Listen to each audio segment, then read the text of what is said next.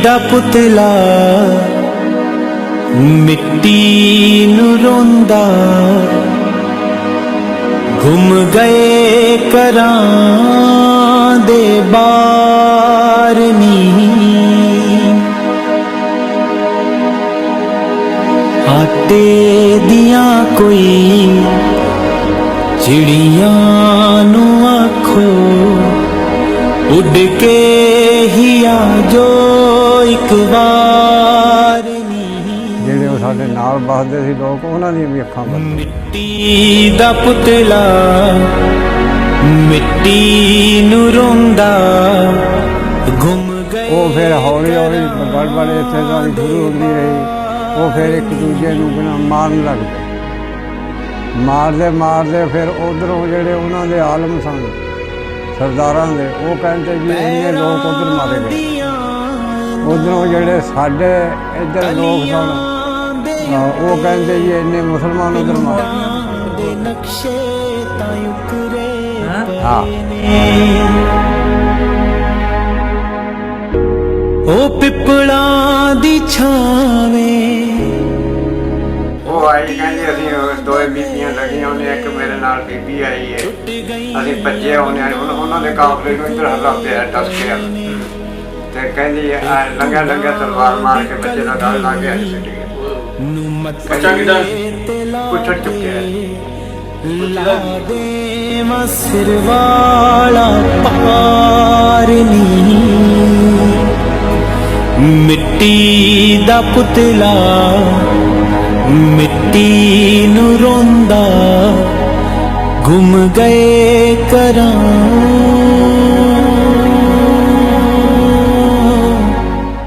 अस्सलाम वालेकुम, सत श्री अकाल। मैं नासिर ढिल्लों। पंजाबी लहर की टीम जिथे 1947 ਦੇ ਵੰਡਾਂ ਨੂੰ ਜਿਹੜੇ 1947 ਦੇ ਜਿਹੜੇ ਦੁੱਖ ਉਹ ਪੀੜਾਂ ਜਿਹੜੀਆਂ ਇਹਨਾਂ ਲੋਕਾਂ ਨੇ ਆਪਣੇ ਪਿੰਡਾਂ 'ਤੇ ਬਰਦਾਸ਼ਤ ਕੀਤੀਆਂ ਉਹਨਾਂ ਨੂੰ ਤੁਹਾਡੇ ਰੂਬਰੂ ਲੈ ਕੇ ਇਹਦਾ ਮੁਖਤਲਿਫ ਜਗ੍ਹਾਵਾਂ 'ਤੇ ਜਾ ਕੇ ਅੱਜ ਉਸੇ ਹੀ ਕੜੀ ਨੂੰ ਅੱਗੇ ਵਧਾਉਂਦਿਆਂ ਹੋਇਆਂ ਅੱਜ ਅਸੀਂ ਪਹੁੰਚੇ ਹਾਂ ਪਿੰਡ ਮਾਨ, ਤਹਿਸੀਲ ਜ਼ਿਲ੍ਹਾ ਗੁਜਰਾਂਵਾਲਾ। ਤੇ ਬਜ਼ੁਰਗ ਨੇ ਇਹਨਾਂ ਦੇ ਨਾਲ ਗੱਲਬਾਤ ਸਾਂਝੀ ਕਰਾਂਗੇ। ਇਹ ਪਾਰਟੀਸ਼ਨ ਵੇਲੇ ਚੜ੍ਹਦੇ ਪੰਜਾਬ ਤੋਂ ਜਦੋਂ ਵੰਡ ਹੋ ਗਈ, ਉਜਾੜੇ ਪੈ ਗਏ, ਆਪਣੇ ਹੱਸਦੇ ਵਾਸਤੇ ਘਰ ਛੱਡ ਕੇ ਇੱਧਰ ਲਹਿੰਦੇ ਪੰਜਾਬ ਆ ਗਏ।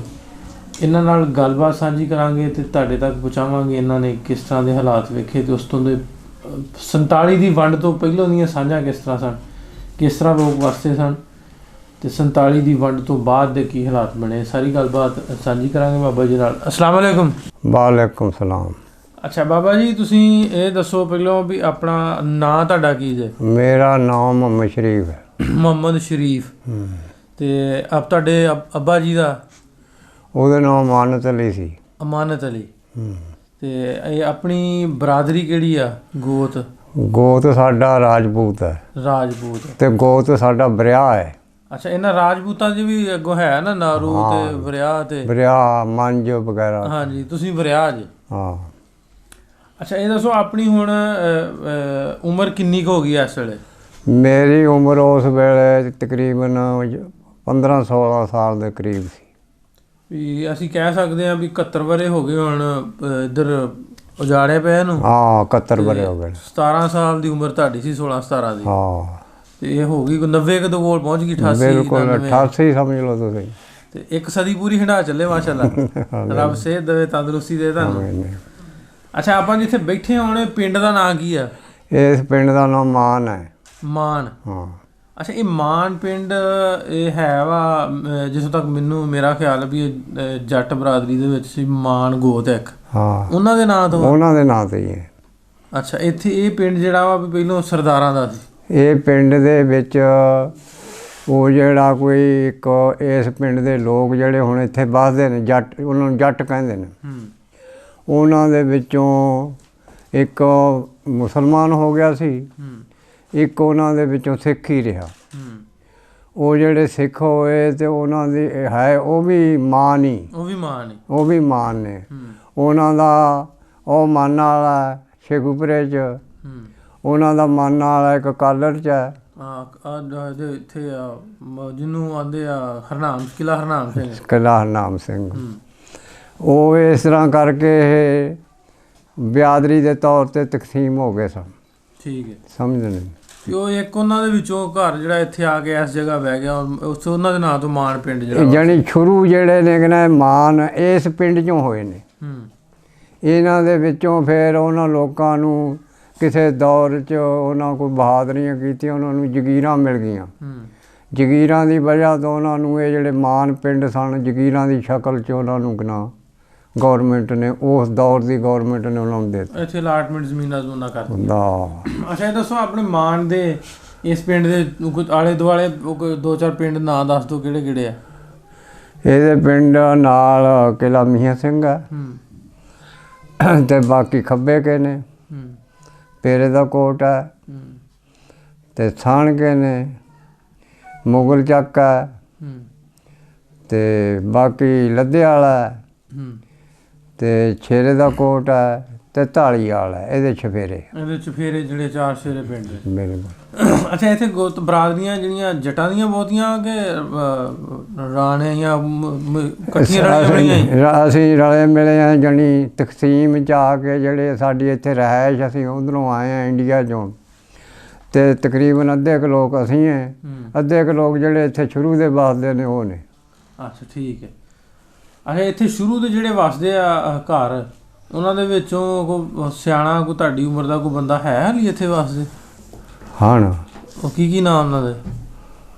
ਕੋਈ ਨਾਂ ਹੈ ਇੱਕ ਅੱਧਾ ਯਾਦ, ਕਿਹੜਾ ਬੰਦਾ? ਉਹਦੇ ਨਾਂ, ਇੱਕ ਦੇ ਨਾਂ ਗੁਲਾਮ ਰਸੂਲ ਹੈ ਸਾਡੇ ਨਾਲ ਛੋਟੀ ਉਮਰ ਦਾ। ਠੀਕ। ਤੇ ਇੱਕ ਨਿਕ ਦਾ ਨਾਂ ਖੁੰਝੀ ਜਾਂਦੇ। ਇਹ ਇਸੇ ਪਿੰਡ ਦੇ ਵਸਿੰਦੇ ਨੇ, ਗਏ ਨਹੀਂ ਉਦੋਂ? ਹਾਂ, ਗਏ ਨਹੀਂ ਉਹ। ਠੀਕ।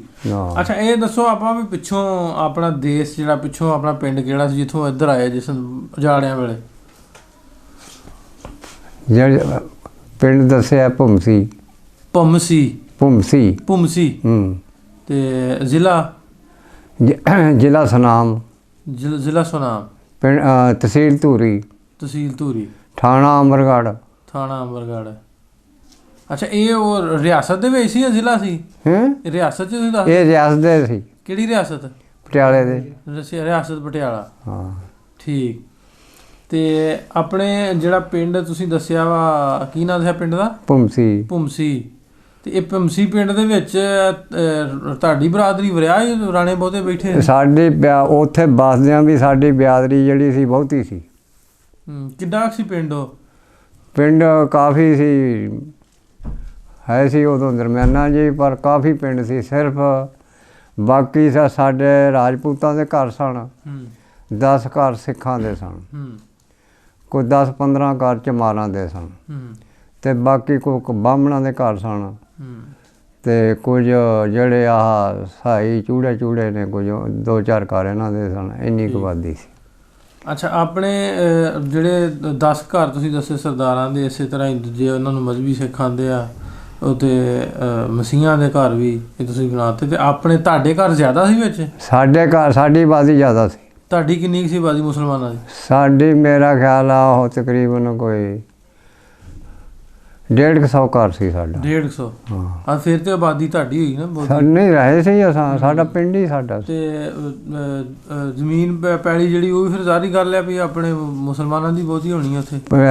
ਜ਼ਮੀਨ ਸਾਡੀ ਸੀ ਜ਼ਿਆਦਾ। ਠੀਕ ਹੈ। ਤੇ ਜਾਂ ਜਿਹੜੇ ਦੂਸਰੇ ਸਿੱਖ ਸੀ ਤੇ ਉਹਨਾਂ ਦੀ ਵੀ ਹੈ ਸੀ। ਅੱਛਾ, ਉਹ ਜਿਹੜੇ ਸਿੱਖ ਸਰਦਾਰ ਦੱਸਦੇ ਜੀ, ਉਹਨਾਂ ਦੇ ਕੋਈ ਨਾਂ ਯਾਦ ਹੈ ਵੱਡੇ ਬੰਦਿਆਂ ਦਾ? ਆਹੋ। ਕਿਹੜਾ? ਭੁਮਸੀ ਦੇ ਵਿੱਚ? ਇੱਕ ਨਾਂ ਮੇਰੂ ਸੀ। ਹੋਰ? ਇੱਕ ਨਾਂ ਸੁੱਚਾ ਸੀ। ਇੱਕ ਨਾਂ ਜੋਗਿੰਦਰ ਸੀ। ਇੱਕ ਨਾਂ ਕੇਰਾ ਸੀ। ਤੇ ਇੱਕ ਨਾਂ ਮਾਘੀ ਸੀ। ਤੇ ਇੱਕ ਨਾਂ ਕਾਕਾ ਸੀ। ਤੇ ਇੱਕ ਨਾਂ ਕਰਤਾਰਾ ਸੀ। ਤੇ ਇਹ ਉਦੋਂ ਸਾਡੇ ਦੌਰ। ਇਹ ਤੇ ਐਂ ਜਿਵੇਂ ਲੱਗਣ ਡਿਆ ਵੀ ਕੱਲ ਦੀ ਗੱਲ ਹੈ, ਸਾਰਾ ਯਾਦ ਹੈ ਤੁਹਾਨੂੰ? ਮੈਂ ਠੀਕ ਠਾਕ ਦਾ ਉਦੋਂ। ਅੱਛਾ, ਪੜ੍ਹਦੇ ਸੋ? ਨਾ, ਬਿਲਕੁਲ ਨਹੀਂ ਪੜ੍ਹ। ਕੀ ਕਰਦੇ ਸੋ? ਜ਼ਿਮੀਂਦਾਰਾ ਕਰਦੇ। ਪਿਓ ਦੇ ਔਲਾਦ ਪਹਿਲੀ ਫੌਤ ਹੋ ਗਈ ਤੇ ਮੈਂ ਛੋਟਾ ਜਿਹਾ ਨਾਲ ਵਾਲਿਆ ਦੀ ਫਿਰ ਜ਼ਿਮੀਂਦਾਰਾਂ 'ਚ ਉਹਨੇ ਲਾਈ ਰੱਖਿਆ ਮੈਨੂੰ। ਅੱਛਾ ਪਹਿਲਾਂ ਡੰਗਰ ਚਾਰਨੇ, ਫਿਰ ਜ਼ਿਮੀਂਦਾਰਾ ਕਰਦਾ ਰਿਹਾ। ਅੱਛਾ, ਜਿੰਨੇ ਤੁਸੀਂ ਨਾਂ ਗਣਾਏ ਆ ਇਹ ਸਰਦਾਰਾਂ ਦੇ, ਉਹਨਾਂ ਦੇ ਕੋਈ ਤੁਹਾਡੇ ਹਾਣ ਦਾ ਮੁੰਡਾ ਹੈਗਾ ਸੀ? ਸਾਡੇ ਹਾਣ ਦਾ ਵੀ ਐ ਸੀ। ਉਹਨਾਂ ਦੇ ਨਾਂ ਦੱਸੋ। ਗੁਰਦੇਵ, ਗੁਰਦੇਵ, ਨਾਰ ਸਿਉ, ਨਾਭ, ਨਾਰ ਸਿਉ, ਨਾਰ ਸਿਉ, ਤੇ ਦੂਜਾ ਜਗੀਰ ਸਿਉ। ਜਗੀਰ। ਇਹ ਤੁਹਾਡੇ ਹਾਣ ਦੇ ਸੀ? ਇਹ ਸਾਡੇ ਹਾਣ ਪਾਣ ਸੀ। ਠੀਕ। ਹਾਂ। ਤੇ ਉਹਨਾਂ ਦਾ ਕੋਈ ਹੈ ਸੀ ਆਪਣਾ ਸਰਦਾਰਾਂ ਦਾ, ਜਾਂ ਜਿਹੜੇ ਬਾਹਮਣ ਸੀ ਉਹਨਾਂ ਦਾ ਕੋਈ ਯਾਰ ਬੇਲੀ ਵੀ ਹੈਗਾ ਸੀ? ਉਹਨਾਂ ਦਾ ਕੋਈ ਮੁੰਡਾ ਯਾਰ ਬੇਲੀ ਵੀ ਹੈਗਾ ਸੀ ਆਪਣਾ? ਹਾਂ, ਲਾਲੂ ਸੀ ਸਾਡਾ ਯਾਰ ਬੇਲੀ ਬਹੁਤਾ। ਉਹ ਕਿਹਨਾਂ ਦਾ ਸੀ ਮੁੰਡਾ? ਉਹ ਇਹਨਾਂ ਸਰਦਾਰਾਂ ਦਾ। ਮੁੰਡਾ ਕਿਹਦਾ ਸੀ ਉਹ? ਹਾਂ, ਉਹਦੇ ਅੱਬੇ ਦਾ ਨਾਂ? ਉਹ ਉਤਮ ਸਿੰਘ। ਉਤਮ ਸਿੰਘ ਦਾ। ਹਾਂ, ਲਾਲੂ ਬਲਦ ਉਤਮ ਸਿੰਘ। ਉਤਮ ਸਿੰਘ। ਠੀਕ ਹੈ। ਤੇ ਇਹ ਦੱਸੋ ਵੀ ਆਪਣੀ, ਜਿਵੇਂ ਤੁਸੀਂ ਦੱਸਿਆ ਵੀ ਆਪਣੇ ਯਾਰ ਬੇਲੀ ਵੀ ਸੀ ਉੱਥੇ ਸਰਦਾਰਾਂ ਦੇ, ਇਹ ਪਾਰਟੀਸ਼ਨ ਤੋਂ ਪਹਿਲਾਂ, ਆਜ਼ਾਦੀ ਤੋਂ ਪਹਿਲਾਂ ਜਦੋਂ ਆਪਣਾ ਉਜਾੜੇ ਪਏ ਆ, ਉਦੋਂ ਆਪਣੇ ਕੋਲ ਮਜ਼ਹਬੀ ਇਖਤਲਾਫਾਤ ਨਹੀਂ ਇੱਕ ਦੂਜੇ ਦੇ ਨਾਲ, ਸਿੱਖਾਂ ਨਾਲ ਜਾਂ ਮੁਸਲਮਾਨਾਂ ਨਾਲ? ਕਿਸੇ ਨਾਲ ਕੋਈ ਨਹੀਂ ਸੀ। ਇੱਕ ਦੂਜੇ ਨਾਲ ਬੜਾ ਪਿਆਰ ਕਰਦੇ ਸੀ। ਗਮੀਆਂ ਸ਼ਾਦੀਆਂ 'ਚ ਨਾਲ ਰਲਦੇ ਸੀ। ਸ਼ਾਦੀਆਂ ਦੇ ਉੱਤੇ ਵੀ ਜਾਂਦੇ ਸੀ। ਉਹਨਾਂ ਦੀਆਂ ਸ਼ਾਦੀਆਂ 'ਤੇ ਵੀ ਸਾਡੇ ਜਿਹੜੇ ਜਵਾਨ ਸਨ ਉਸ ਵੇਲੇ, ਉਹਨਾਂ ਦੀਆਂ ਸ਼ਾਦੀਆਂ 'ਤੇ ਵੀ ਜਾਂਦੇ ਸੀ। ਉਹਨਾਂ ਦੇ ਜਿਹੜੇ ਜਵਾਨ ਸੀ ਸਾਡੀਆਂ ਸ਼ਾਦੀਆਂ 'ਤੇ ਵੀ ਜਾਂਦੇ ਸੀ। ਜੇ ਕੋਈ ਫੌਤਗੀ ਗਮੀ ਸ਼ਾਦੀ ਹੋਣੀ, ਉਹਦੇ ਵਿੱਚ ਵੀ ਰਲ ਕੇ, ਜਿਵੇਂ ਹੁਣ ਇੱਥੇ ਦੁਨੀਆ ਬਹਿੰਦੀ ਐ ਬਹਿੰਦੇ ਸੀ, ਮਹਿਸੂਸ ਕਰਦੇ ਸੀ ਇੱਕ ਦੂਜੇ ਨਾਲ। ਬੜਾ ਪਿਆਰ ਸੀ। ਜਿਸ ਵੇਲੇ ਇਹ ਸੰਨ 47 ਦਾ ਵਾਕਿਆ ਹੋਇਆ, ਉਸ ਵੇਲੇ ਇੰਝ ਸੀ ਜਿਵੇਂ ਕਿ ਨਾ ਅੱਖਾਂ ਬਦਲ ਗਈਆਂ। ਜਿਹੜੇ ਉਹ ਸਾਡੇ ਨਾਲ ਵੱਸਦੇ ਸੀ ਲੋਕ, ਉਹਨਾਂ ਦੀਆਂ ਵੀ ਅੱਖਾਂ ਬਦਲ ਗਈਆਂ। ਵਜ੍ਹਾ ਕੀ ਬਣੀ? ਵਜ੍ਹਾ ਕੀ ਬਣੀ? ਵਜ੍ਹਾ ਇਹ ਬਣੀ, ਜਿਹੜੇ ਉਹਨਾਂ ਦੇ ਆਲਮ ਸਨ, ਉਹ ਇਹ ਤਕਰੀਰਾਂ ਕਰਦੇ ਸੀ ਵੀ ਉੱਧਰ ਜਿਹੜਾ ਪਾਕਿਸਤਾਨ ਦਾ ਹਿੱਸਾ ਕਾਇਦੇ ਆਜ਼ਮ ਦਾ, ਜਾਂ ਨਹਿਰੂ ਨੇ ਪਾਕਿਸਤਾਨ ਹਿੰਦੁਸਤਾਨ ਦਾ ਸਵਾਲ ਕੀਤਾ। ਨਹਿਰੂ ਨੇ ਹਿੰਦੁਸਤਾਨ ਦਾ ਕੀਤਾ, ਕਾਇਦੇ ਆਜ਼ਮ ਨੇ ਪਾਕਿਸਤਾਨ ਦਾ ਕੀਤਾ। ਉਹ ਫਿਰ ਇਸ ਵਜ੍ਹਾ ਤੋਂ, ਪਾਰਟੀਸ਼ਨ ਦੀ ਵਜ੍ਹਾ ਤੋਂ ਕਿੰਨਾ ਗੜਬੜ ਸ਼ੁਰੂ ਹੋ ਗਈ। ਉਹ ਫਿਰ ਹੌਲੀ ਹੌਲੀ ਗੜਬੜ ਇੱਥੇ ਤੱਕ ਸ਼ੁਰੂ ਹੁੰਦੀ ਰਹੀ। ਉਹ ਫਿਰ ਇੱਕ ਦੂਜੇ ਨੂੰ ਕਿੰਨਾ ਮਾਰਨ ਲੱਗ ਪਏ। ਮਾਰਦੇ ਫਿਰ ਉੱਧਰੋਂ ਜਿਹੜੇ ਉਹਨਾਂ ਦੇ ਆਲਮ ਸਨ ਸਰਦਾਰਾਂ ਦੇ, ਉਹ ਕਹਿੰਦੇ ਜੀ ਇੰਨੇ ਲੋਕ ਉੱਧਰ ਮਾਰੇ ਗਏ ਨੇ। ਉੱਧਰੋਂ ਜਿਹੜੇ ਸਾਡੇ ਇੱਧਰ ਲੋਕ ਸਨ, ਉਹ ਕਹਿੰਦੇ ਜੀ ਇੰਨੇ ਮੁਸਲਮਾਨ ਉੱਧਰ ਮਾਰੇ। ਮੌਲਵੀਆਂ ਸਪੀਕਰ ਖੋਲਦੇ ਹਾਂ, ਸਮਝਦਾ ਨਹੀਂ? ਸਮਝਣ ਵਾਲੀ ਗੱਲ ਹੀ ਇਹ ਵਾ। ਅੱਛਾ, ਦੂਸਰਾ ਨਾਲ ਪਿਛਲੀ ਸਟੋਰੀ ਸੁਣਾਉਣ ਲੱਗ ਗਏ, 9 ਰੰਗਜ਼ੇਬ ਦੇ ਦੌਰ ਦੀ। ਲਓ ਜੀ, ਉਹਨੇ ਸਾਡੇ ਬੱਚੇ ਨੀਹਾਂ 'ਚ ਚਣੇ ਸੀ ਜੀ, ਆਹ ਹੋਇਆ ਸੀ ਜੀ, ਬਾਹ, ਜਾਣੀ ਪੰਪ ਦੇਣ ਲੱਗ ਗਏ। ਉਹਦੀ ਵਜ੍ਹਾ ਤੋਂ ਫਿਰ ਉਹ ਜਿਹੜੇ ਲੋਕ ਸਾਡੇ ਗੁਆਂਢੀ ਸਨ, ਸੱਜਣ ਸਨ, ਉਹਨਾਂ ਦੀਆਂ ਵੀ ਅੱਖਾਂ ਬਦਲ ਗਈਆਂ। ਉਹ ਸਾਰੇ ਲੋਕ ਜਾਣੀ ਸਾਡੇ ਤੇ ਜੇਨ ਗਨਾ, ਉਹਨਾਂ ਦੀਆਂ ਅੱਖਾਂ ਬਦਲ ਗਈਆਂ, ਜੇਨ ਬਦਲ ਗਏ ਉਹਨਾਂ ਦੇ। ਤਕਰੀਬਨ ਫਿਰ ਇੱਥੇ ਤੱਕ ਹੋਇਆ, ਅਸੀਂ ਤਾਂ ਬਚ ਕੇ ਆ ਗਏ ਸੀ। ਬਚ ਕੇ ਅਸੀਂ ਇੱਥੋਂ ਆਏ, ਜਿਹੜਾ ਸਰਦਾਰ ਮੰਗਲ ਸਿੰਘ ਸੀ, ਇਹਦਾ ਬੱਚਾ ਪਿਆ ਸੀ ਪਟਿਆਲੇ ਵਾਲੇ ਰਾਜੇ ਦੇ। ਇਹਦਾ ਕਾਫਲਾ ਸੀ ਇੱਥੇ ਬੈਠਾ, ਇਕੱਠੇ ਹੋਏ ਸੀ। ਇਹ ਜਿਸ ਵੇਲੇ ਤੁਰਿਆ ਇੱਥੋਂ ਚੂੜਕਾਣੇ ਨੂੰ, ਅੱਗੇ ਗਿਆ ਲਾਲੇਪੁਰ ਪਿੰਡ ਇੱਕ, ਉੱਥੇ ਇਹਦੇ ਕਾਫਲੇ ਨੂੰ ਨਸ਼ਹਿਰੇ ਵਾਲੀ ਪੁਲਿਸ ਰਲ ਗਈ ਤੇ ਦੁਨੀਆ ਪੈ ਗਈ। ਇਹਦੇ ਕਾਫਲੇ ਦਾ ਕਾਫੀ ਨੁਕਸਾਨ ਹੋਇਆ। ਆਪ ਇਹ ਉੱਧਰ ਸੀ ਸਰਦਾਰ, ਤੇ ਉਹਨੇ ਫਿਰ ਰਾਜੇ ਪਟਿਆਲੇ ਕੋਲ ਗਿਆ ਵੀ ਤੂੰ ਮੁਸਲਮਾਨਾਂ ਨੂੰ ਨਹੀਂ ਬੈਠਾ, ਸਾਡਾ ਉੱਧਰ ਛੱਡਿਆ ਕੱਖ ਨਹੀਂ। ਫਿਰ ਸਾਨੂੰ ਰਿਆਸਤਾਂ ਨੂੰ ਮਾਰਨ ਲੱਗ ਪਏ। ਸਾਨੂੰ ਇਹ ਵਾਕਿਆ ਹੋਇਆ 4 ਪਿੰਡਾਂ ਦਾ ਸਾਡੇ ਦਾ ਇਹ ਹੋਇਆ। ਜਿਸ ਦਿਨ ਪਹਿਲੇ ਦਿਨ ਰਿਆਸਤਾਂ ਨੂੰ ਮਾਰਨ ਲੱਗੇ ਨੇ, ਉਸ ਦਿਨ ਸਾਨੂੰ ਸ਼ਾਮ ਨੂੰ ਇੱਕ ਚੂੜਾ ਅੰਡੇ ਖਰੀਦਦਾ ਹੁੰਦਾ ਸੀ, ਉਹਨੇ ਆ ਕੇ ਦੱਸਦਾ ਵੀ ਰਿਆਸਤਾਂ ਦੇ ਪਿੰਡਾਂ ਨੂੰ ਮਾਰਨ ਲੱਗ ਪਏ। ਉਹਦਾ ਕੀ ਨਾਮ? ਉਹਦਾ ਨਾਮ ਮੈਂ ਭੁੱਲ ਗਿਆ। ਠੀਕ ਹੈ। ਅੱਛਾ, ਉਹ ਕਹਿ ਕੇ ਚਲਿਆ ਗਿਆ। ਤੇ ਦੂਸਰਾ ਸਾਡੇ ਜਿਹੜੇ ਸੀ ਰਾਜਪੂਤਾਂ ਦੇ ਪਿੰਡ 4 ਸਨ ਉੱਥੇ, ਬਾਕੀ ਆਬਾਦੀ ਸਰਦਾਰਾਂ ਦੀ ਜ਼ਿਆਦਾ ਸੀ। ਉਹ ਫਿਰ ਅਸੀਂ ਮਸ਼ਵਰਾ ਕੀਤਾ ਵੀ 4 ਪਿੰਡ ਇੱਕ ਜਗ੍ਹਾ ਹੋ ਜਾਈਏ। ਜਦੋਂ ਇਹ ਗੜਬੜ ਸ਼ੁਰੂ ਹੋ ਗਈ, ਉੱਥੇ ਮਸ਼ਵਰਾ ਸਾਡੇ ਬੰਦੇ ਕਰਦੇ ਨੇ। ਇੱਕ ਸਰਦਾਰ ਥਾਣੇਦਾਰ ਸੀ ਅਮਰਗੜ੍ਹ, ਉੱਥੇ ਸਾਡੇ 2 ਮੁਸਲਮਾਨ ਸਿਪਾਹੀ ਸਨ ਰਾਜਪੂਤ। ਉਹਨਾਂ ਨੇ ਕਿਹਾ, ਸਰਦਾਰ ਨੇ ਕਿਹਾ ਵੀ ਤੁਸੀਂ ਕਿਹਨਾਂ ਇਹਨਾਂ ਪਿੰਡਾਂ ਵਾਲੇ ਲੋਕਾਂ ਨੂੰ ਆਖੋ ਰਿਆਸਤਾਂ ਨੂੰ ਮਾਰਨ ਲੱਗ ਪਏ ਨੇ, ਨਿਕਲ ਜਾਣ। ਸਾਡੇ ਬੰਦੇ ਉੱਥੇ ਮਸ਼ਵਰਾ ਕਰਨ ਗਏ ਸੀ ਵੀ ਇੱਕ ਥਾਂ ਇਕੱਠੇ ਹੋ ਜੀ। ਉਹ ਜਦੋਂ ਉਹਨਾਂ ਸਪਾਹੀਆਂ ਦੱਸਿਆ, ਉਹ ਪਿੰਡਾਂ ਨੇ ਉੱਥੋਂ ਮਲੇਰਕੋਟਲਾ 10 ਮੀਲ ਸੀ, ਉਹ ਰਾਤ ਨੂੰ ਆਪਣੇ ਗੱਡੇ ਗੁੱਡੇ ਜੋੜ ਕੇ ਉੱਥੇ ਜਾ ਵੜੇ। ਅਸੀਂ ਪਿੱਛੇ ਰਹਿ ਗਏ। ਉਹ ਜਿਹੜੇ ਸਾਡੇ ਮਸ਼ਵਰਾ ਕਰਨ ਵਾਲੇ ਸੀ, ਉਹਨਾਂ ਦੀਆਂ ਔਲਾਦਾਂ ਪਿੱਛੇ, ਸਭ ਕੁਝ, ਜਾਨ ਐਡੀ ਪਿਆਰੀ ਹੈ, ਉਹ ਵੀ ਉਹਨਾਂ ਦੇ ਨਾਲ ਹੀ ਟੁਰ ਗਏ। ਸਾਨੂੰ ਫਿਰ ਉੱਥੇ ਜਾ ਕੇ ਉਸ ਬੰਦੇ ਨੇ ਜਿਹੜਾ ਨਾਲ ਟੁਰ ਗਿਆ ਸੀ, ਉਹਨੇ ਘੋੜੀ ਤੇ ਬੰਦਾ ਘੱਲਿਆ ਪਿੰਡ, ਉਹਨਾਂ ਨੂੰ ਕਿਹਾ ਪਿੰਡੋਂ ਨਿਕਲ। ਰਾਤ ਦੇ ਇਹ ਝੱਲ ਝੁੰਦਾਂ ਜਿਹੜੇ ਪਿੰਡ ਨੇ ਟੁਰ ਗਏ ਨੇ ਮਲੇਰਕੋਟਲੇ। ਉਹ ਬੰਦਾ ਸਾਡੇ ਕੋਲ ਸੂਰਜ ਚੜ੍ਹਦੇ ਨੂੰ ਪਹੁੰਚਿਆ। ਫਿਰ ਅਸੀਂ ਪਿੰਡੋਂ ਨਿਕਲੇ ਮਲੇਰਕੋਟਲੇ ਨੂੰ। ਅੱਗੇ ਜਿਸ ਵੇਲੇ ਅਸੀਂ ਗਏ ਹਾਂ 5-6 ਮੀਲ ਤੇ ਦੁਆਲਿਓਂ ਜਿਹੜੇ ਸਰਦਾਰ ਸਨ, ਸਿੱਖ ਮੁੰਡੇ, ਉਹਨਾਂ ਦੇ ਉਹ ਤਲਵਾਰਾਂ ਬਲਮਾਂ ਲੈ ਕੇ ਸਾਡੇ ਕਾਫਲੇ ਨੂੰ ਪੈ ਗਏ। ਇੰਨਾ ਅੱਲਾ ਦਾ ਰਹਿਮ ਹੋਇਆ, ਸਾਡੇ ਵੀ ਜਿਹੜੇ ਬੱਚੇ ਸਨ, ਬਲਮਾਂ ਤਲਵਾਰਾਂ ਅਸਾਂ ਵੀ ਬਣਵਾ ਲਈਆਂ ਸਨ। ਜਦ ਗੜਬੜ ਸ਼ੁਰੂ ਹੋਈ, ਉਹ ਪਹਿਲਾਂ ਹੀ ਭੱਜ ਲਏ ਉਹਨਾਂ ਕਿੰਨੀ ਨੂੰ। ਕਿੱਛਾ ਕੋਤਾ ਕਿ ਉਹ ਪਿਛਾਂ ਹਟ ਗਏ। ਅੱਗੇ ਜਾ ਕੇ ਅਸਾਂ ਨਹਿਰ ਕਲਾਸ ਕਰਨੀ ਸੀ 8 ਮੀਲਾਂ ਤੇ ਪੁਲ ਮਲੇਰਕੋਟਲੇ ਨੂੰ। ਉਹ ਫਿਰ ਜਿਹੜੇ ਸਾਡੇ ਬੰਦੇ ਰਾਤ ਨੂੰ ਉੱਥੇ ਮਲੇਰਕੋਟਲੇ ਗਏ ਤੇ ਉਹ ਰਾਜੇ ਕੋਲ ਗਏ ਵੀ ਸਾਡਾ ਪਿੰਡ ਆਉਂਦਾ, ਜੇ ਅਮਰਗੜ੍ਹ ਵਾਲੀ ਪੁਲਿਸ ਨੇ ਪੁਲ ਰੋਕ ਲਿਆ ਤੇ ਪਿੰਡ ਮਾਰਿਆ ਜਾਣਾ। ਤੇ ਰਾਜੇ ਨੇ ਕਿਹਾ ਮੈਨੂੰ ਹੁਕਮ ਨਹੀਂ ਬਾਹਰ ਹਰਕਤ ਕਰਨ ਦਾ। ਉਹਨੇ ਕਿੱਸਾ ਕੋਤਾ ਕਿ 2 ਗੱਡੀਆਂ ਭੇਜਤੀਆਂ ਫੌਜ ਦੀਆਂ, ਉਹ ਪੁਲਿਸ ਨਾ ਨਿਕਲੀ। ਉਹ ਜਿਹੜੇ ਸਰਦਾਰ ਸਾਨੂੰ ਮਾਰਨ ਵਾਸਤੇ ਆਏ ਸੀ, ਉਹ ਨਹਿਰ ਤੇ ਦੇਖਦੇ ਰਹਿ ਗਏ। ਅਸੀਂ ਪੁਲ ਕਲਾਸ ਕਰੇ। ਪੁਲੋਂ ਥੱਲੇ 2 ਮੀਲ ਤੇ ਉਹਦੀ ਹੱਦ ਸੀ। ਪੁਲ ਕਿਹੜਾ ਸੀ? ਮਾਹੌਰਾਣੇ ਦਾ। ਮਾਹੌਰਾਣੇ ਦਾ? ਹਾਂ, ਨਹਿਰ ਦਾ ਮਾਹੌਰਾਣਾ। ਹਾਂ, ਠੀਕ। ਤੇ ਉਹ ਫਿਰ 2 ਮੀਲ ਤੇ ਉਹਦੀ ਹੱਦ ਸੀ। ਉਹਦੇ 80 ਪਿੰਡਾਂ ਦਾ ਮਾਲਕ ਸੀ, ਜਿਹੜਾ ਉਹਦੀ ਹਦੂਦ 'ਚ ਵੜਦਾ ਸੀ, ਕਿਸੇ ਨੂੰ ਉਂਗਲ ਨਹੀਂ ਸੀ ਕਰਨ ਦਿੰਦਾ। ਨਵਾਬ ਮਲੇਰਕੋਟਲੇ ਵਾਲਾ ਮੁਸਲਮਾਨ। ਠੀਕ। ਉੱਥੇ ਅਸੀਂ ਨਿਕਲੇ। ਉਦੋਂ ਪਿੱਛੇ ਜੇ ਯਕੀਨ ਕਰੀ ਬੱਚਾ 20 ਪਿੰਡਾਂ ਦਾ 10 ਪਿੰਡਾਂ ਦਾ ਕਾਫਲਾ ਸਾਰਾ ਵੱਢਿਆ ਟੁੱਕਿਆ ਹੈ। ਕਿਸੇ ਦਾ ਕੰਨ ਵੱਢਿਆ, ਕਿਸੇ ਦਾ ਗਲ ਵੱਢਿਆ।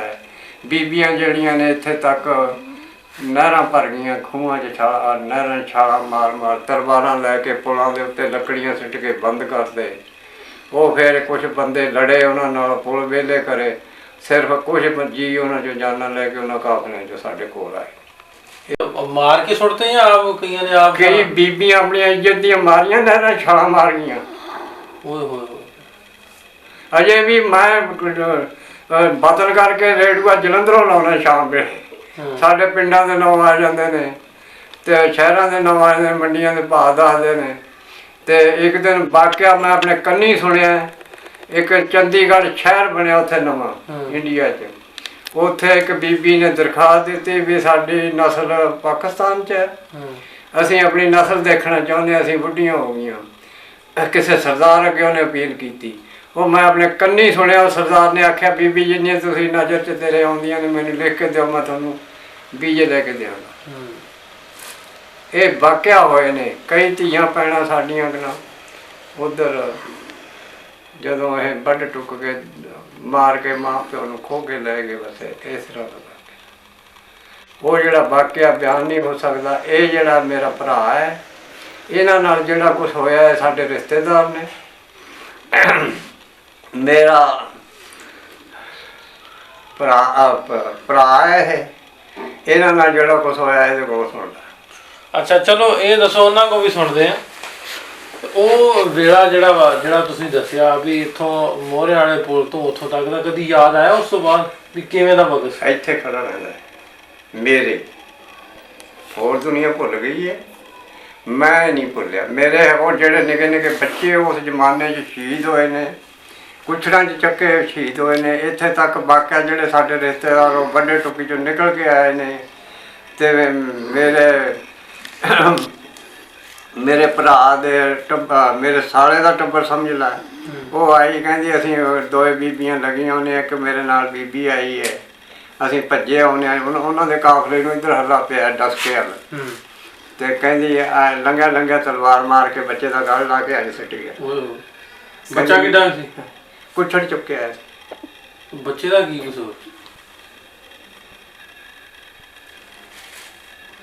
ਇਹ ਵਾਕਿਆ ਹੋਇਆ। ਨਿੱਕਾ ਜਿਹਾ ਮਾਸੂਮ ਬੱਚਾ, ਉਹਦਾ ਕੀ ਕਸੂਰ? ਕਿਸੇ ਦਾ ਕੀ? ਵਾਹ ਬੱਚੇ ਕਿੰਨੇ ਬੱਚੇ ਬਿਆਨ ਕਰਦੇ ਇਹਨੂੰ ਪੁੱਛ ਕੇ ਦੇਖ ਕੀ ਹੋਇਆ। ਇਹ ਜਿੱਥੋਂ ਆਇਆ 200 ਜੀ ਮਸੀਤ ਚ ਜਾ ਕੇ ਮਾਰਿਆ,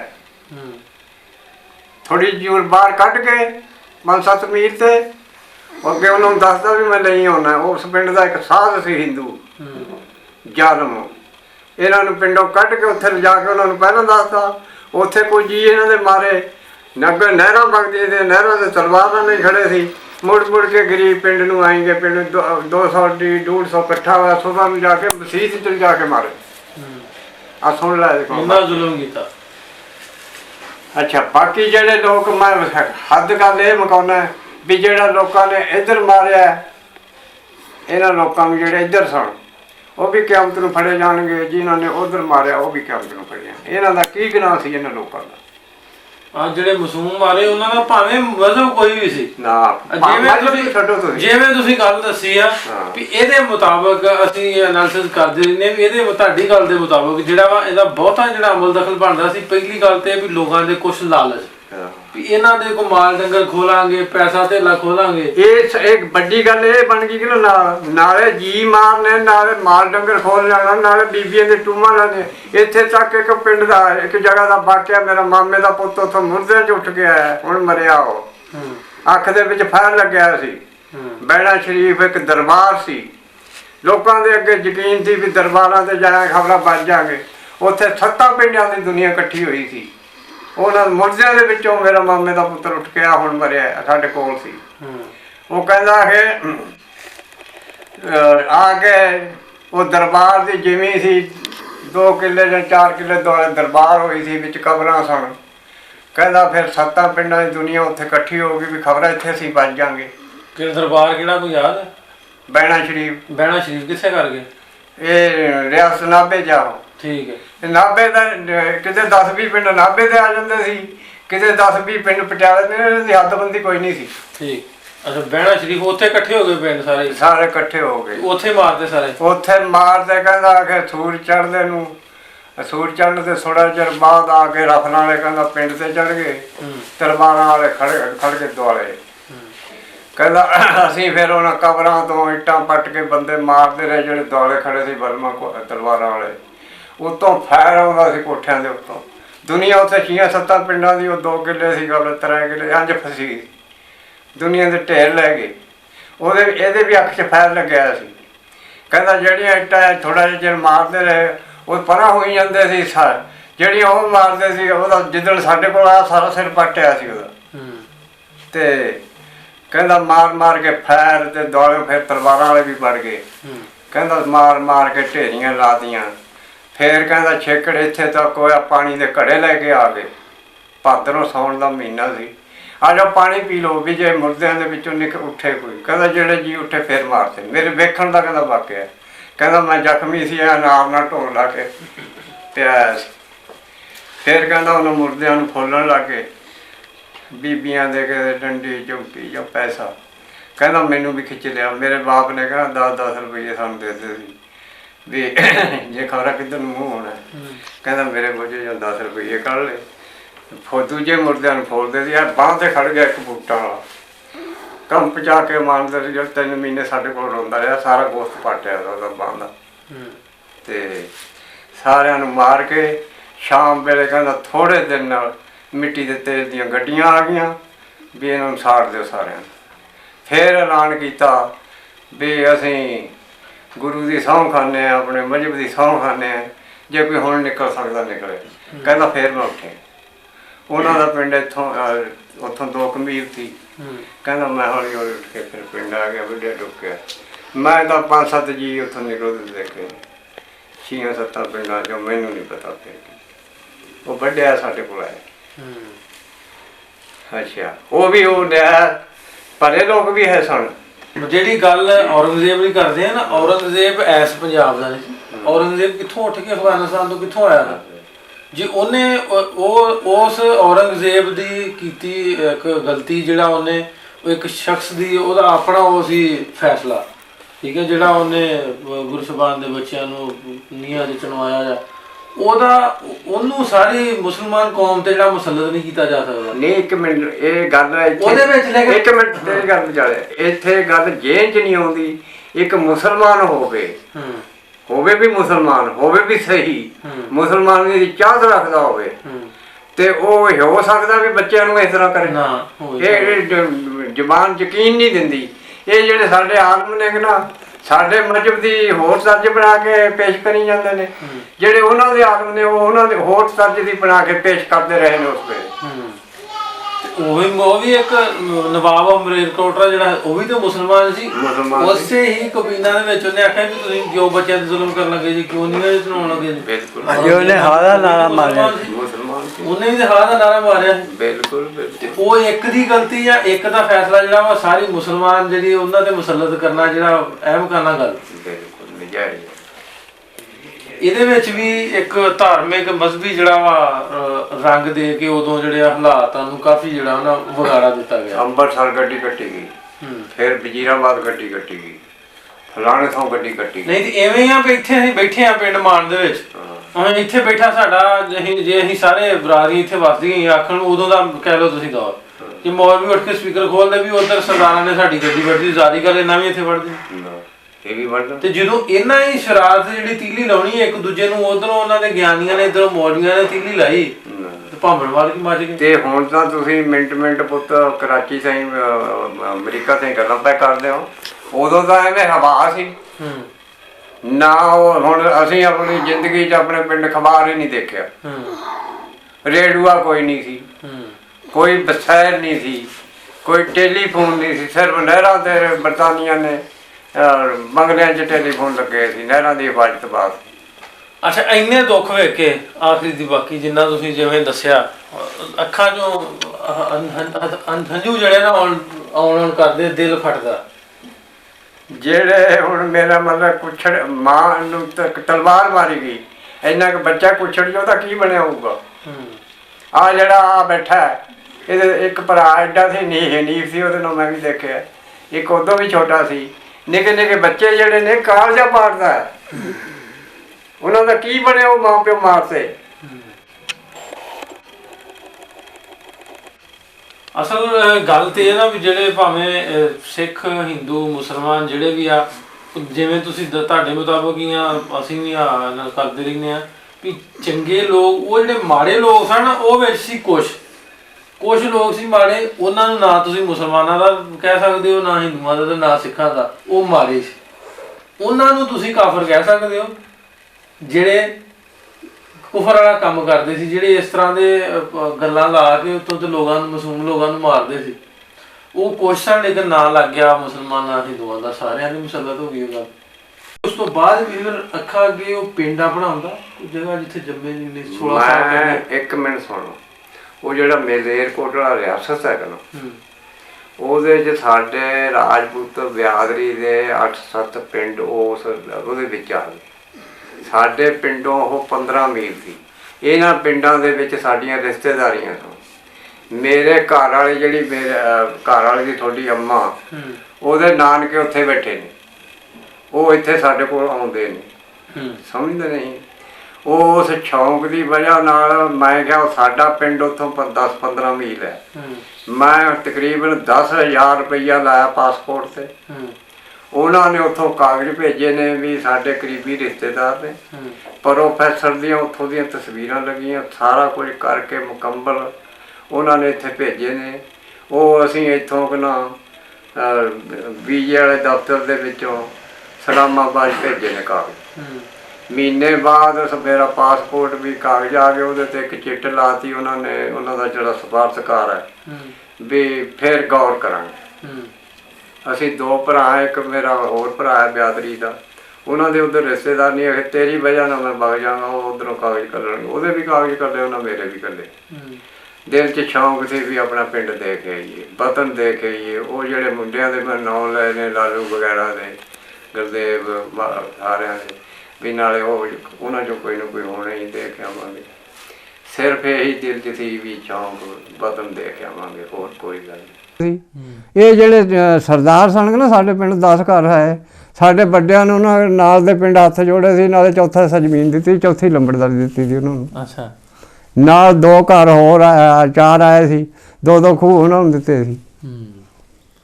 ਆਹ ਤਾਂ ਹਾਲਾਤ ਤਾਂ ਹੁਣ। ਅੱਛਾ, ਓਵਰਆਲ ਦੱਸਿਓ ਤੁਸੀਂ ਵੀ ਜਦੋਂ ਆਪਣੇ ਬਾਹਮਣ ਵੀ ਸੀ, ਨਾਲ ਮਜ਼ਹਬੀ ਵੀ ਸੀ, ਸਿੱਖ ਵੀ ਸੀ, ਮੁਸਲਮਾਨ ਵੀ ਸੀ, ਓਵਰਆਲ ਵਸੇਬ ਦੀ ਗੱਲ ਜੇ ਕਰੀਏ ਆਪਾਂ ਵੀ ਵਸੇਬ ਚੰਗਾ ਸੀ ਉਦੋਂ ਦਾ? ਬੱਲੇ ਬੱਲੇ ਬੱਲੇ ਸੀ। ਇੰਨਾ ਪਿਆਰ ਸੀ, ਕੋਈ ਗੱਲ ਹੀ ਨਹੀਂ ਕਰ ਸਕਦਾ, ਇੰਨਾ ਪਿਆਰ ਸੀ। ਜੇ ਉਹਨਾਂ ਦੇ ਕੋਈ ਇੱਕ ਸਾਡੇ ਵੱਡਿਆਂ ਦੇ ਵੇਲੇ ਇੱਕ ਸਰਦਾਰ ਦੀਆਂ 2 ਕੁੜੀਆਂ ਮਰ ਗਈਆਂ, ਉਹ ਤਾਂ 2 ਕਿੱਲੇ ਕਮਾਦ ਪੀਣ ਵਾਲਾ ਸੀ, ਸਾਰੇ ਪੀੜ ਕੇ ਗੁੜ ਉਹਦੇ ਘਰ ਧਰਿਆ ਲਿਆ ਕੇ। ਇਹਨੂੰ ਵਕਤ ਪੈ ਗਿਆ, ਇਹਦੀਆਂ ਬੱਚੀਆਂ ਮਰ ਗਈਆਂ 2। ਇੰਨੇ ਪਿਆਰ ਸਨ। ਗੱਲ ਕਰਨੇ ਸੀ ਬਾਬਾ ਜੀ ਨਾਲ, ਗੱਲਾਂ ਬਾਤਾਂ ਕੀਤੀਆਂ ਨਾ, ਪੁਰਾਣੀ ਹਿਸਟਰੀ ਦੇ ਬਾਰੇ, 47 ਤੋਂ ਪਹਿਲਾਂ ਆਪਣੇ ਪਿੰਡ ਦੇ ਹਾਲਾਤ ਦੱਸੇ ਕਿਸ ਤਰ੍ਹਾਂ ਦੇ ਸਨ, ਕਿਵੇਂ ਕਿਵੇਂ ਹੋਇਆ, ਉਸ ਤੋਂ ਪਹਿਲਾਂ ਉਹਦੀਆਂ ਸਾਂਝਾਂ ਕਿਵੇਂ ਸਨ, ਇਹਨਾਂ ਦੇ ਇੰਡੀਵਿਜੂਅਲੀ ਇਹਨਾਂ ਦੇ ਖਿਆਲਾਤ ਨੇ।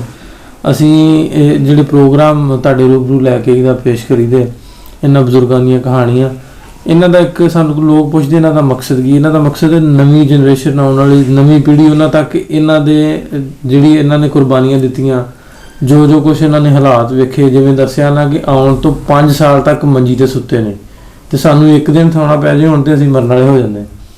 5 ਸਾਲ ਮੰਜੀ ਨਹੀਂ ਬਣੀ, 5 ਸਾਲ ਕੋਈ ਖਾਣ ਪੀਣ ਵਾਲਾ ਸਹੀ ਸਬੱਬ ਨਹੀਂ ਬਣਿਆ। ਇੰਨੀਆਂ ਮੁਸ਼ਕਲਾਂ ਬਰਦਾਸ਼ਤ ਕੀਤੀਆਂ ਤੇ ਆਜ਼ਾਦੀ ਲਈ ਪਾਕਿਸਤਾਨ ਬਣਾਇਆ।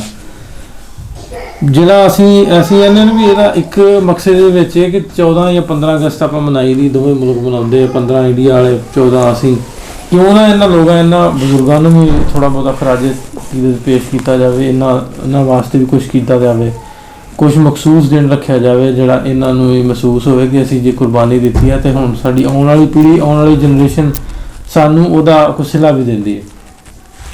ਉਸ ਤੋਂ ਹਟ ਕੇ ਅਸੀਂ ਪਾਕਿਸਤਾਨ ਰਹਿੰਦੇ ਹਾਂ, ਅਸੀਂ ਮੈਂ ਗੱਲ ਕਰਦਾ ਨਾ, ਅਸੀਂ ਬੜੇ ਵਧੀਆ ਹਾਲਾਤ ਦੇ ਵਿੱਚ ਬੜਾ ਆਜ਼ਾਦੀ ਵਾਲਾ ਸਾਹ ਲੈਂਦੇ ਹਾਂ। ਇਹ ਜਿਹੜੇ ਖਿਆਲਾਤ, ਇਹ ਜਿਹੜੀਆਂ ਗੱਲਾਂ ਇਹ ਲੋਕ ਕਰਦੇ, ਇਹਨਾਂ ਦਾ ਆਪਣਾ ਇੱਕ ਮੌਕਫ ਆ। ਉਸ ਤੋਂ ਹਟ ਕੇ ਜੇ ਆਂਦੇ ਆ ਕਿ ਅੰਗਰੇਜ਼ ਸਰਕਾਰ ਜਿਹੜੀ ਆ 100 ਸਾਲਾ ਜਿਹੜੇ ਆਪਣੀ ਮਨਸੂਬਾਬੰਦੀ ਪਹਿਲਾਂ ਤੋਂ ਕਰਦੀ ਆ। ਅੰਗਰੇਜ਼ ਸਰਕਾਰ ਨੂੰ ਜੇ ਪਤਾ ਸੀ ਵੀ ਐਡੀ ਵੱਡੀ ਮਾਈਗ੍ਰੇਸ਼ਨ ਹੋਣੀ, ਇੰਨੇ ਲੋਕਾਂ ਦੀ ਟ੍ਰਾਂਸਫਰ ਹੋਣੀ ਹੈ ਇੱਕ ਤੋਂ ਦੂਜੇ ਪਾਸੇ, ਉਹਦਾ ਕੋਈ ਪ੍ਰੋਪਰ ਕਿਉਂ ਨਾ ਕੀਤਾ, ਉਹਦੇ ਕੋਈ ਕਮਿਸ਼ਨ ਕਿਉਂ ਨਾ ਬੈਠਾ, ਉਹਦਾ ਕੋਈ ਫੈਸਲਾ ਕਿਉਂ ਨਾ ਆਇਆ। ਇੰਨੇ 10 ਲੱਖ ਪੰਜਾਬੀ ਮਰ ਗਏ, ਇੰਨੇ ਲੋਕ ਮਰ ਗਏ, ਛੋਟੇ ਛੋਟੇ ਬੱਚੇ ਮਰ ਗਏ। ਤੇ ਕੋਸ਼ਿਸ਼ ਕਰੀਦੀ ਆ ਇਹ ਸਾਰੀ ਗੱਲਬਾਤ ਜਿਹੜੀ ਆ ਤੁਹਾਡੇ ਤੱਕ ਪਹੁੰਚਾਈ ਜਾਵੇ। ਜੇ ਇੰਡੀਆ ਪੰਜਾਬ ਵਾਲੇ ਲੋਕ ਜਿਹੜੇ ਸਰਦਾਰ ਨੇ ਆਂਦੇ ਵੀ ਉਧਰੋਂ ਜਦੋਂ ਆਏ ਮੁਸਲਮਾਨਾਂ ਨੇ ਮਾਰਿਆ, ਮੁਸਲਮਾਨ ਆਂਦੇ ਜਦੋਂ ਉਧਰੋਂ ਅਸੀਂ ਆਏ ਸਿੱਖਾਂ ਨੇ ਮਾਰਿਆ। ਹਾਲਾਂਕਿ ਮਾਰਿਆ ਉਹਨਾਂ ਕੁਛ ਲੋਕਾਂ ਨੇ ਜਿਹੜੇ ਬਾਬਾ ਜੀ ਨੇ ਦੱਸਿਆ, ਜਿਵੇਂ ਅੱਗੇ ਵੀ ਉਹ ਕਾਫਰ ਲੋਕ ਸਨ, ਉਹ ਕਿਸੇ ਵੀ ਮਜ਼ਹਬ 'ਚ ਹੋਣ ਜਾਂ ਉਹਦੇ ਪਿੱਛੇ ਅਨਾਸਰ ਕੀ ਸਨ, ਉਹ ਕੀ ਵਜ੍ਹਾ ਬਣੀ। ਇਹਨਾਂ ਪ੍ਰੋਗਰਾਮ ਨੂੰ ਪੇਸ਼ ਕਰਨ ਦਾ ਇੱਕ ਮਕਸਦ ਇਹ ਵੀ ਦੋਵਾਂ ਪਾਸੇ ਹਾਲਾਤ ਮਾੜੇ ਹੋਏ, ਇਹਨਾਂ ਨੇ ਸਿੱਖ ਮੁਸਲਮਾਨ ਹਿੰਦੂਆਂ ਨੇ ਵੀ ਸਾਰਿਆਂ ਨੇ ਬੜੇ ਕਠਿਨ ਹਾਲਾਤ ਵੇਖੇ, ਇਹਨਾਂ ਨੂੰ ਲਾਗੇ ਲਾਇਆ ਜਾਵੇ, ਪਿਆਰ ਮੁਹੱਬਤ ਦਾ ਇੱਕ ਮੈਸੇਜ ਜਿਹੜਾ ਵਾ ਸਾਰਿਆਂ ਤੱਕ ਪਹੁੰਚਾਇਆ ਜਾਵੇ। ਅਸੀਂ ਬਾਰਡਰਾਂ 'ਤੇ ਫੌਜਾਂ ਖਿਲਾਰ ਕੇ ਇੱਕ ਦੂਜੇ ਨੂੰ ਵੇਰਦੇ ਹਾਂ, ਜਦੋਂ ਫਲੈਗ ਦੀ ਰੀਟਰੀਟਮੈਂਟ ਹੁੰਦੀ, ਜਦੋਂ ਫਲੈਗ ਉਤਾਰਦੇ ਆ ਉਦੋਂ ਇੱਕ ਦੂਜੇ ਨੂੰ ਬੜਕਾ ਮਾਰਦੇ ਆ। ਕਿਉਂ ਨਾ ਜੇ ਆਪਾਂ ਅਸਲਾ ਖਰੀਦੀ ਦਾ ਵਾ, ਹਥਿਆਰ ਖਰੀਦੀ ਦੀ ਹੈ, ਤੇ ਆਪਾਂ ਪਿਆਰ ਮੁਹੱਬਤ ਖਰੀਦੀਏ। ਇਹਨਾਂ ਪ੍ਰੋਗਰਾਮ ਜਿਹੜਾ ਇਹਨਾਂ ਬਜ਼ੁਰਗਾਂ ਦੀ ਬਦੌਲਤ ਆਪਾਂ ਇਹ ਮੈਸੇਜ ਜਿਹੜਾ ਵਾ ਸਾਰੇ ਲੋਕਾਂ ਤੱਕ ਪਹੁੰਚਾਉਂਦੇ ਰਹੀਦਾ ਤੇ ਹੋਪਫੁਲੀ ਪਹੁੰਚਾਉਂਦੇ ਰਹਾਂਗੇ। ਅਗਲੇ ਪ੍ਰੋਗਰਾਮ ਤੱਕ ਲਈ ਨਾਸਰ ਢਿੱਲੋਂ ਤੇ ਪੰਜਾਬੀ ਲਹਿਰ ਦੀ ਸਾਰੀ ਟੀਮ ਨੂੰ ਇਜਾਜ਼ਤ ਦਿਓ। ਮਿਲਦੇ ਹਾਂ ਫਿਰ, ਰੱਬ ਰੱਖਾ।